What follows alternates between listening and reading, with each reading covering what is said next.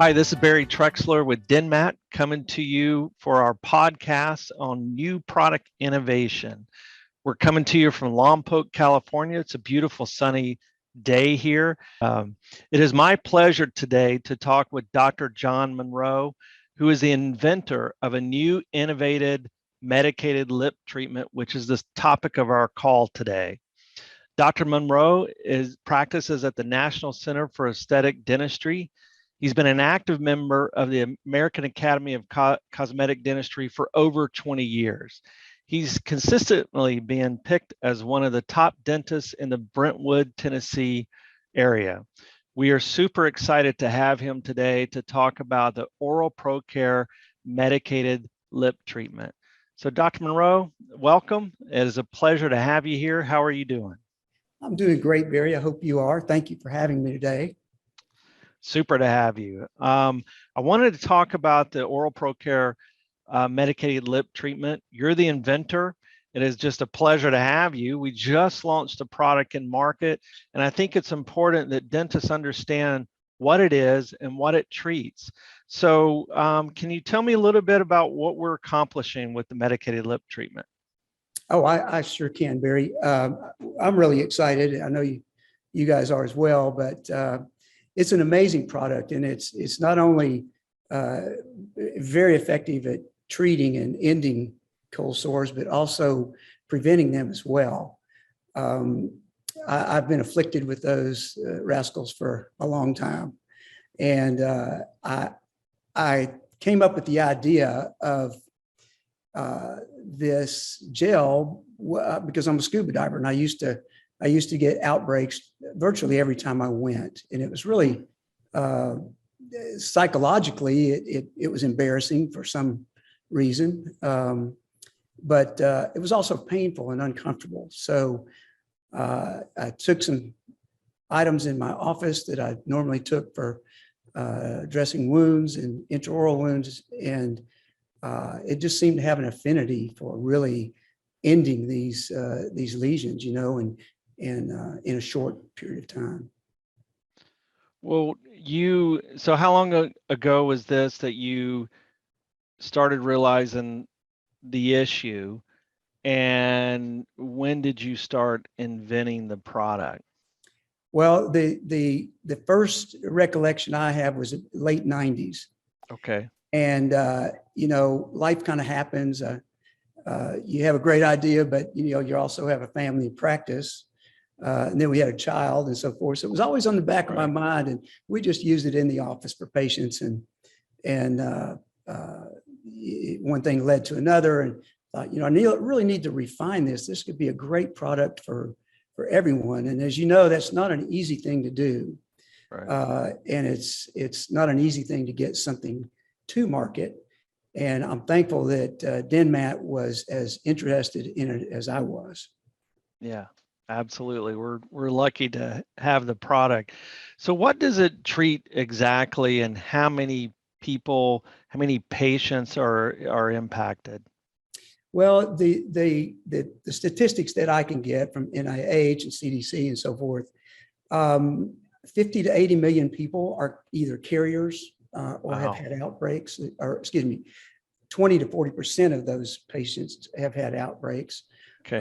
And the incidence is increasing, and with COVID and all of the immune system issues that we've had in our country since then, there seems to be a fairly significant increase, and the projections are by 2029, those cases will grow by 6% a year, just in the United States alone. And we were talking earlier that maybe 3 billion people worldwide are affected. Yes, and the statistics are, again, that I picked up from CDC. 67% of the world population is affected by the herpes simplex 1 virus, and that translates to about 3.7 billion people. Good night. That's amazing. Now, is there a cure for HS1? There is not. Okay. Once you have it for life. The outbreaks tend to get less severe as time goes on, but it depends on the patient. Some patients may have multiple outbreaks a year, and then others may have it every other year, so it's really kind of hard to predict.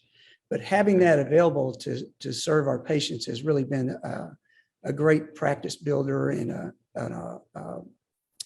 kind of a gratifying situation for us, because we're able to help them without sending them to their office or to a dermatologist or a plastic surgeon or whatever. Right. Now, is there a certain age group that is impacted, or it's more the HS1 virus is more pervasive? As you get older, your tendency to, like I said, you still have outbreaks, but they're less severe, and they have a predilection for middle-aged patients, although younger patients get them. That kind of goes across the spectrum of age. By the age of 50, they say that 90% of the U.S. population is exposed. Whether they become carriers is another issue. Okay, and there's a lot, or there's definitely choices for cold sore medication or medicaments in the market, both in the office and OTC. How is your gel different from what is currently available? Ours is more of a topical application. It's okay. Although they have ointments from the acyclovirs or the cyclovirs, which are the class of drugs that most of the cases have been treated by, and but you have to metabolize those drugs. Ours is sort of a local topical application, and it sort of stays right there. It's not really taken up in your system. Okay, got so it. We're not metabolizing it in the liver like some of these other medications are known to do. Very, very important. We're going to look at a couple of cases. Before we do, how do you recommend a practice starts that conversation with a patient? I mean, obviously, if they notice a lesion, that's going to be the opportunity. But maybe just give me a general sense of how the treatment is presented in the office. Well, I think it's important, if I can back up a little bit, for offices to let it be known, that they do have the means to treat these lesions. We've gotten a lot of thank yous from patients not having to go somewhere else, and we're gratified by that. And they tell their friends. And so we have people calling and say, hey, do you have this treatment for cold sores? So I think that the number one thing is, we need to let patients know that as a profession that we treat those, and we can treat them effectively and cost effectively as well. Okay, good. Well, let's take a look at a couple of cases. I appreciate you sharing this. Let me, very, very interesting, and the results are dramatic. So tell us about this first patient. Well, these go across that age spectrum that you were referring to earlier, Barry. But this is a middle-aged male presented with this vesicle that's, you can see fluid filled. And this is the really contagious stuff that's inside there. As it progresses, it'll progress. This will burst. There will become a sore there. And historically, those sores have been very contagious as well. So what we want to do is we want to limit that healing time and the amount of exposure that this patient has to others, so that he doesn't transmit this to his wife or to his significant other, whatever. This is day one. And after 1 day of application, we have the one on the left. And all these are little bit different sizes, but the one on the left is 1 day. The vesicles burst. We have a beginning of a healing, ulceration. And then day 2 on the right, day 2 on the right. Yeah. And then the 4th day, excuse me, we skipped a day, but this was a 4 Okay. day. Yeah, there you go. These Okay. are the same view of on the 4th day. So this is what we consider to be a completed case. No pain, no ulcerated lesion, and this patient is not infective anymore. He's not going to spread that to his family or his significant other. Right. So a patient can expect relief in a day, start seeing the treatment working in certainly a day to 2 days, and effectively 3 to 4. Then they can see the total healing. That's correct, and Okay. that's for the majority of our cases. If Okay. they have a strain, they have different strains like any virus, but if they have a strain that's more resistant, it may take a few more days. But I would say 90% of our patients have this profile. Okay. Well, let's take a look at another patient here. This is a young male around 12 years old. Okay. The picture on the left is the first day. Looks like it hurts. It's sore and angry, fussy. And then the photo on the right is within the first 24 hours. It's the next day. Wow. After applying this, 4 times during that time period. That's amazing. And I just a preview the next photo is just so dramatic. This is the healed lesion, as you can tell. Right. Great tissue healing and healthy pink looking tissue. You really couldn't tell that there was ever a lesion there 2 days ago. That's just amazing.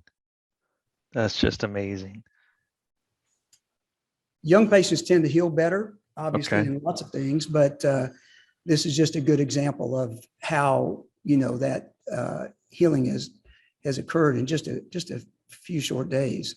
Yeah. So this particular case was 3 days, correct? Let's see, 2 days. 2. Okay. 48 hours of application. Wow. Yeah. Dramatic results. Pretty impressive.